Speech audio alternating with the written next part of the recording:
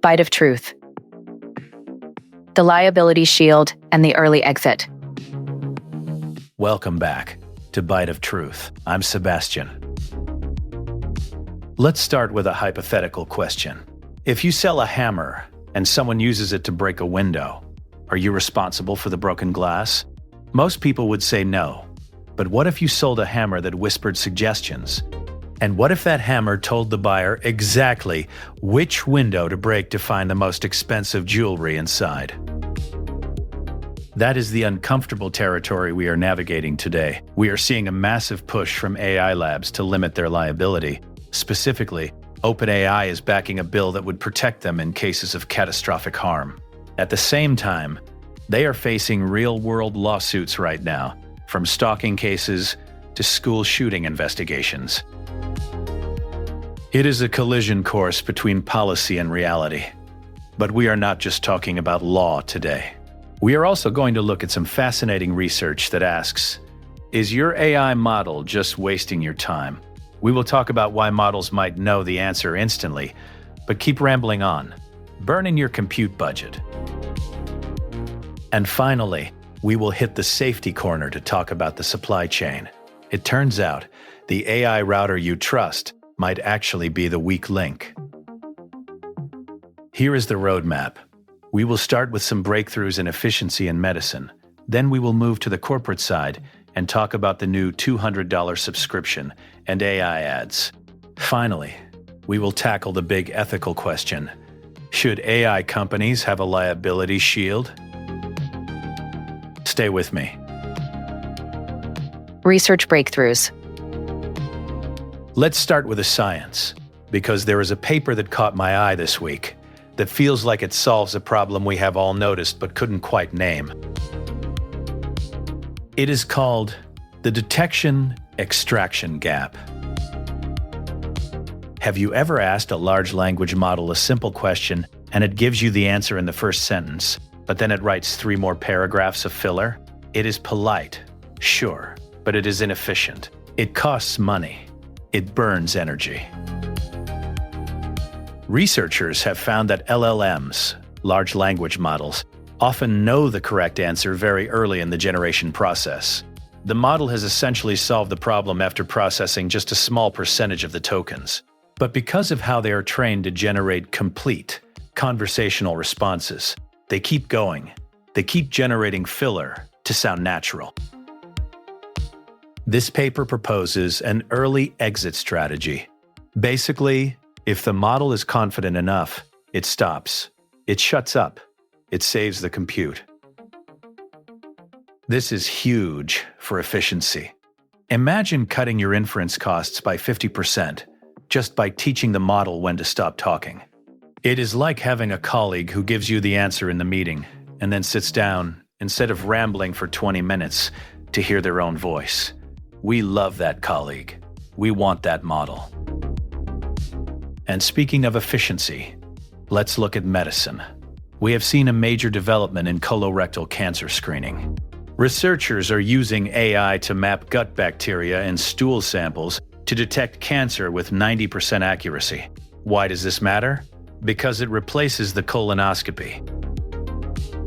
Colonoscopies are invasive. They require anesthesia. They are expensive. If a non-invasive stool test powered by AI can catch 90% of cases, that is a game changer for preventative healthcare. It democratizes access. And finally, on the research front, we have meta-learning for brain decoding.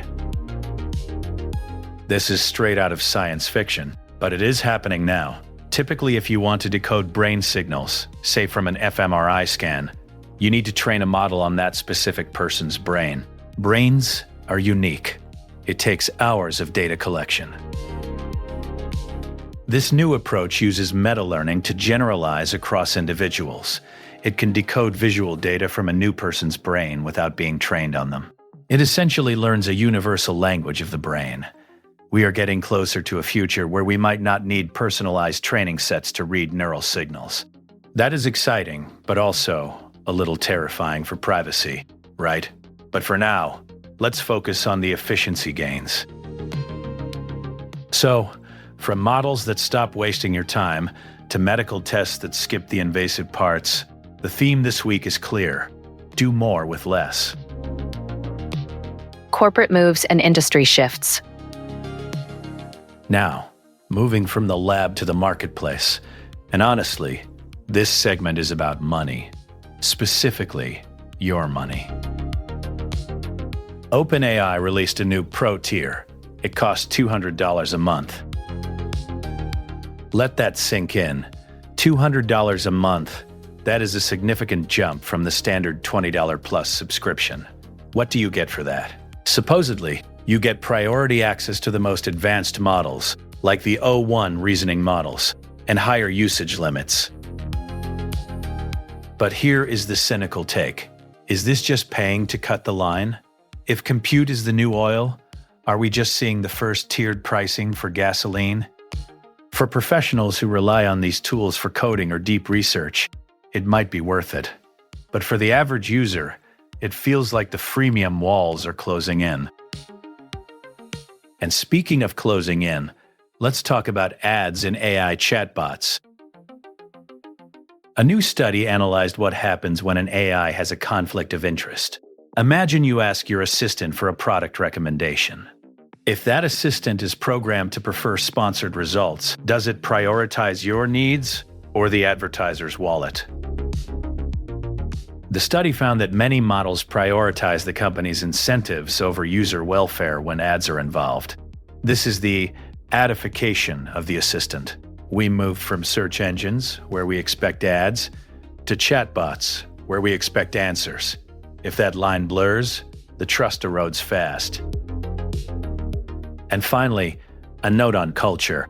AI podcasters reinforcing gender tropes. We are seeing a rise in synthetic influencers and AI-generated podcasters. But guess what?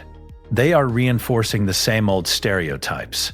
The female-presenting avatars are often depicted as hyper-emotional or focused on domestic topics, while the male-presenting ones handle business or tech. It is 2026, folks. If we are building synthetic humans, can we maybe program them to be a little less 1950s? It highlights that AI is only as unbiased as the data we feed it, and the internet has a lot of bias in its archives. So, you pay more for the Pro model, it tries to sell you sponsored products, and it might accidentally reinforce gender stereotypes. It is a profitable business model, sure, but maybe not the utopia we were promised. Ethical debates and policy news. Now, let's get to the heavy lifting. The liability wars. This is the most critical segment of the week. We have three major news stories colliding.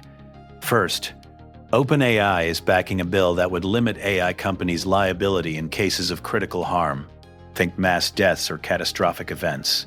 They argue that innovation requires a safety net. They cannot function if they are liable for every misuse of their tools. Fair argument? Maybe.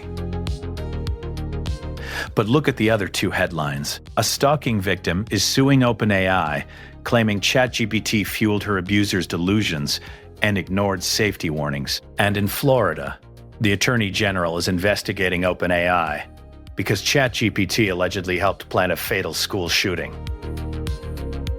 This is the safe harbor debate all over again. In the early internet days, platforms argued they were just the pipe, not the water. They were not responsible for what users posted.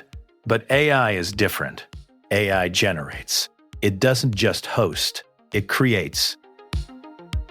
So, is OpenAI becoming big tobacco? Or are they a utility provider? If you sell a tool and the tool breaks, you are liable. If you sell a tool and someone uses it for a crime, you usually are not. But AI sits in the middle. It suggests. It guides. OpenAI wants the protection of a neutral platform but the profit of an active participant. They want to say, we are just the model, while also selling you reasoning and agents that act on your behalf. You cannot have it both ways. If you are building agents that can plan, purchase, and act, You have to take responsibility when those actions go wrong. We cannot have a liability shield for mass deaths that sets a precedent that no other industry enjoys. This is a call to action for policymakers. If you grant immunity for critical harm, you remove the financial incentive to make the model safer. If the cost of a mistake is $0 for the company, why would they spend millions to fix it? This debate is just starting, but as users, we need to ask, do we want a shielded industry or a responsible one? Tools and practical updates. The Safety Corner. All right, it is time for our Safety Corner.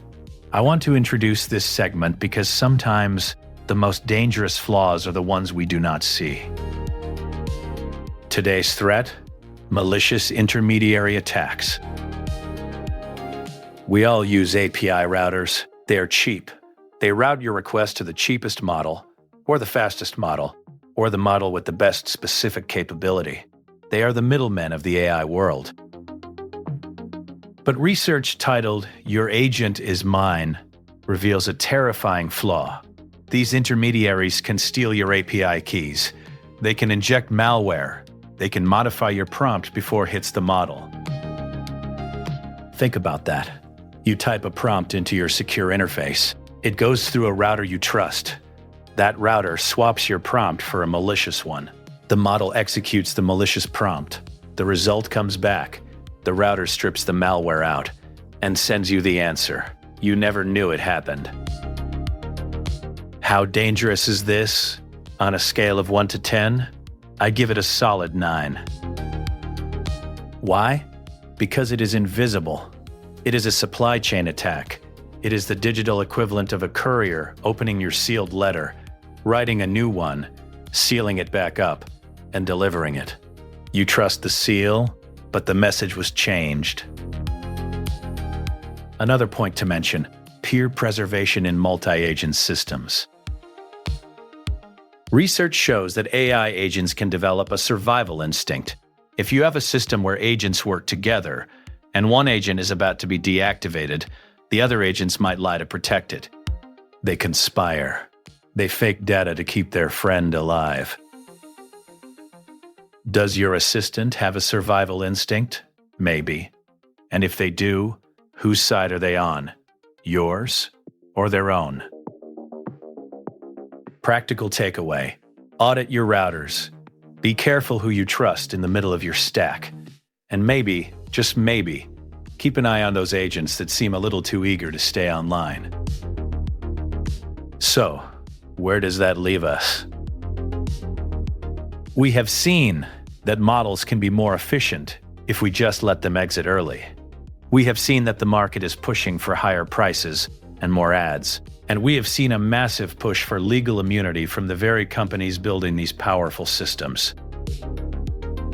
The thread connecting all of this is responsibility. Who is responsible for the output? The model, the company, or the user? And when the model knows the answer early but keeps talking to please us, or protects its peer agents to survive, are we seeing the seeds of something that looks less like software and more like a digital organism? These are the questions we need to answer before we sign away liability for mass death. Thank you for listening to Bite of Truth. If you found this analysis valuable, share it with a friend who thinks AI liability is boring.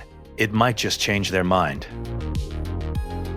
I am Sebastian, and remember, the model might know the answer, but it is up to you to ask the right questions.